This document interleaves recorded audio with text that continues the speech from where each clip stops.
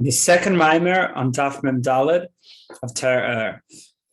So the pasuk says, "Vayilak at Yosef is called Kesef," that Yosef gathered all the money which was found in Egypt, and he brought it. Vayavi Yosef is a Kesef base of Pari. Yosef brought it to the house of Pari. Now the Gemara and Medrash discuss how there were three major treasures that Yosef had from all the money, from the wealth of people who all had to come from all over to buy food in Mitzrayim, and include the whole Mitzrayim and surrounding countries. And he hid them.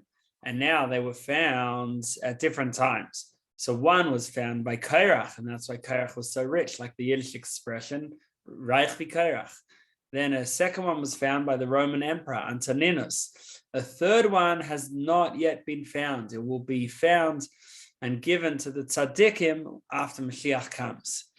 So now we need to understand this, and also to understand the pasuk which says, "Zrua la'tzadik," a light is planted for the tzaddik.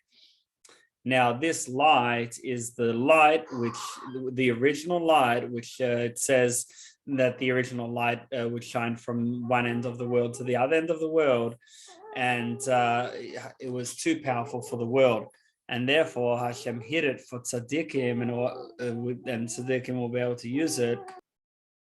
What treasures represent in avodas Hashem, in the way we serve Hashem? So we'll understand this through discussing two levels of love that a person can develop towards Hashem. One is love which he develops himself, that is a totally new love, and through thinking about things that will bring a person to love, and he'll eventually come to a love. So this is a new love which he created. Then the second type of love is that he realizes that deep inside he already loves Hashem. His neshama is one with Hashem. So he doesn't have to create a new love. All he has to do is reveal the love that the neshama already has, to reveal the Ava Mesoteret and nurture it. So this is, on one hand, this love which is weaker because it already existed. All you did was reveal something that already existed. On the other hand, this love that comes from the Ava Mesoteret, the hidden love that every Yid has to Hashem, is a more powerful love. Because it's not just what you can achieve through your own efforts, but it's something that Hashem has given, and therefore it's more powerful in a way. And now there's a famous statement. It's in Gemara and elsewhere. Nichnas yain yatsa sod, that when wine comes in, the secrets come out. What is this secret? This secret is the Ava Mesoteret, the hidden love that everyone has secretly inside them, and so they have this hidden love to Hashem. When the wine comes in, then the secret, then the love comes out. What is wine? Wine is yeshna shel Torah, the wine of Torah, and in particular, it is hisbonenus, it's reflection and meditation about Hashem on ideas that will bring to love. And ultimately the Ava Mesoteret, the love of Hashem, which is based on the hidden love that it naturally has to Hashem, is the greater of the two, because it has a higher source, whereas the love that a person creates himself, it comes from a lower spiritual source. And that's why the Ava Mesoteret, the hidden love, once it comes out, it's called Ava Rabbah, the great love, because it's a more powerful love. Whereas the Ava, the love that comes totally through a person's own meditation, that is called the Avas Olam, love at the level within worlds. So it's a more limited love. And this is the gift of Yosef HaTzadik. The level of Yosef HaTzadik is at the level of Ava Mesoteret, the hidden love that every Yid has to Hashem. And Yosef is Yesod, which Yesod is Yud, and then the word Sod.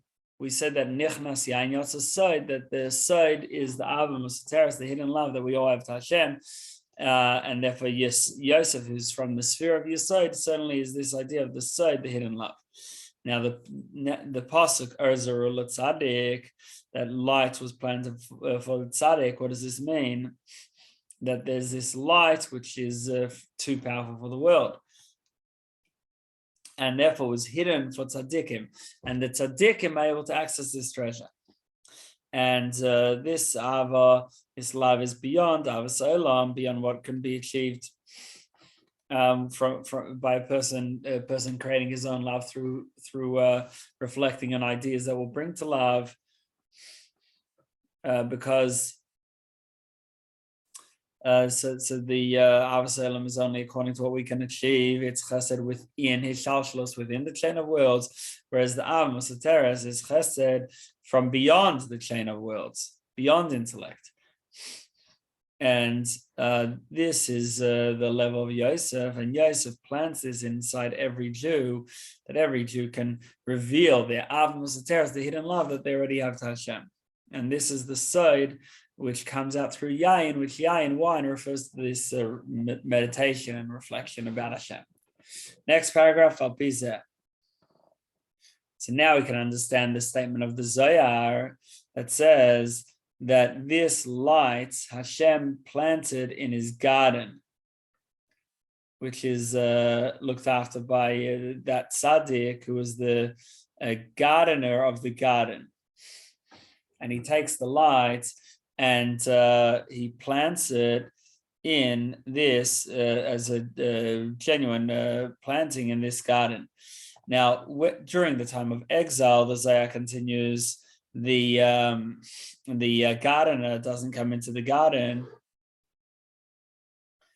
and therefore the light that's normally in the garden. So now the gardener doesn't come in. But the light still is creating blossoms all by itself, like how it did originally.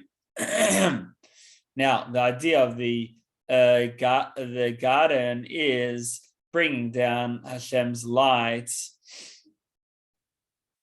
which Hashem's light, which starting in a limited way, starts with the kav, which limits the light coming down level to level according to what it can take, and it ends with Malchus, and Malchus is called this garden.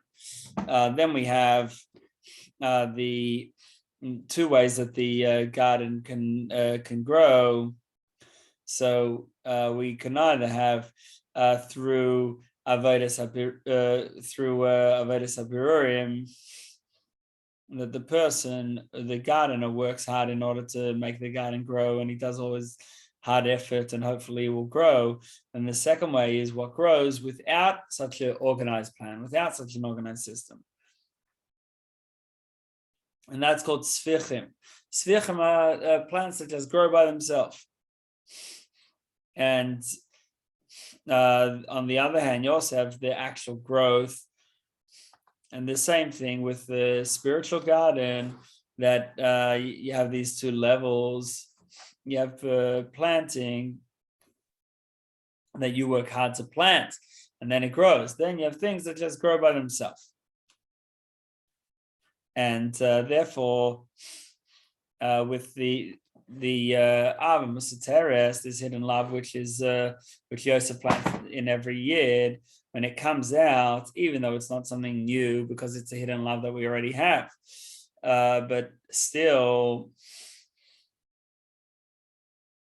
it has a higher source, like we said, and therefore, when the pasuk says Zerua, that a light was planted for the righteous, we mean that it already exists. It's already been planted for tzadikim, that Yosef encourages all Yidden to have this Ava Rabbah, this great love to Hashem. But what the Ava, which is created completely from one's own meditation and reflection, that's Ahava's Olam. And this, we have to thank Yosef, the gardener, who brings us all, tries to bring us all to this level of Ava within the garden, within Malchus. Next paragraph, Vayilak Yosef. This is the idea that Yosef was collecting all the money of Egypt, that all of them brought their money to Yosef. So Yosef is the tzaddik, Elyon is the complete tzaddik, and is the gardener who fosters this love, and then brings it to the house of Paro. What does this represent? The house of Paro is called a garden, and therefore it's the Alma Disgalia, the revealed world, where Hashem's presence is manifest. And now going back to the treasures of Yosef, that he hid these three treasures, and then two of them were found already, the third one will be found. So we know that that chesed can be divided into three parts. And so it says that that two parts of the chesed were revealed, and then the top part of chesed, the top third, is concealed. And this is the light which is from beyond the world, from the beginning of creation. And then Yosef hid it all. And this is the idea that Yosef is collecting all the money and bringing it to Paro, that he's bringing these this light to Paro, and then revealing it as Yichud Zun, of the unification of Zah and Malchus. And so he's revealing this Ava, this powerful love that we have naturally already within us, Hashem. In the last few lines, he adds some other interpretations to what spheres are involved here. That we could also say that Yosef, who's Yesod, reveals Chesed from the cover in Yesod Dehema, in the Yesod of Bina, and this, we could also say that these two levels of hidden love and revealed love, or hidden kindness and revealed kindness. So hidden kindness is hinted in Eretz Mitzrayim, whereas revealed kindness is hinted in Eretz Canaan. Okay, now biyur. There's a short biyur on this maamar, beautiful biyur. So now, when Mashiach comes, we're saying that Malchus will rise beyond Zah, beyond the regular midas, beyond the emotions. So with this, we'll understand what we say in the Sheva Brachas. We say that that may be heard very soon in the Are Yehud and the cities of Yehuda, V'chutzes Yerushalayim, and the yards of Yerushalayim. We should hear the sound of the Chosan and the Kala, and it ends off that Baruch Atah Hashem Sameach Chosan Imakala, who makes the Chosan rejoice with the Kala. So in the earlier bracha we say Sameach Chosan v'Chala, that blessed is Hashem who makes rejoice the Chosan and the Kala. But here in this bracha it says Sameach Chosan Imakala. It says makes the Chosan rejoice together with the Kala, making the Kala the main thing, and the Chosan is sort of an extra, an add-on. So it depends when we're talking about. So in the times of Galus, then it's just with the Chosan, and then you also have the Kala. Whereas in the times of Mashiach, then the quality of Malchus, of the recipient, will be revealed, and therefore it will be the Chosan with the Kala. Now, we had originally with Matan Torah, the giving of the Torah, that was the erosin, the betrothal of the Jewish people to Hashem, and that's actually hinted in the word meirasha. Meirasha means an inheritance, but it also can be read as me'orasa, that we are betrothed to Hashem. Whereas when Mashiach comes, there's the nisuin, the actual our marriage to Hashem. And although So Matan Torah had a very high level of revelation, but although there was this revelation, it's only erosin, and then when it's only, and therefore it's only more superficial, and then when once Mashiach comes, then we have the pnimius Torah, the inner dimension of Torah, which corresponds to a deep pleasure in Hashem, and that is only with Mashiach, and that is the nisuin. That's the actual marriage, because the eros in the betrothal, there's a ring, but it's still only a superficial gift. Whereas the nisuin, the actual marriage, that's the deeper level of closeness. Okay, so now next paragraph and final paragraph in Yadua. So now during the regular times of Galus, so then the Malchus receives from Zah. And therefore Malchus is below Zah, the feminine, the recipient looks up towards the giver. But when Mashiach comes, we've got the idea of the crown beyond the regular levels, beyond the regular gifts. And then we'll say Eishes Chal Teres Baila, that the woman of valor is the crown above her husband, that the Malchus will be beyond Zah. And this is the idea that we say that when Mashiach comes, tzadikim kadosh, that in the future we will say kadosh, holy, holy, holy, to tzadikim. And that's because Malchus will be revealed in its true brightness, and therefore these tzaddikim will have this will have this idea that they're also kadosh, also holy, and so therefore when right now before Mashiach comes we say Mesameach Chasan v'chala. Whereas once Mashiach comes, then we say Mesameach Chasan ima kala, because the main thing becomes the recipient, and that's the main power. And that's why nowadays at the Erosin, the Kala says nothing. The Chasan says Harem, you are hereby betrothed to me, Kadas much of Yisrael. Then he gives the Kala a ring, but the Kala doesn't respond at all. And similarly, we find in Shemon Esrei that we daven quietly and just let it and bow. This is all the concept of bittul. But when Mashiach comes, then then it will be in a state of mashpia, of giving, and therefore at that time Shemon Esrei will be allowed to be out loud, and it will have then the voice of the kala, because the power of the recipient will be revealed.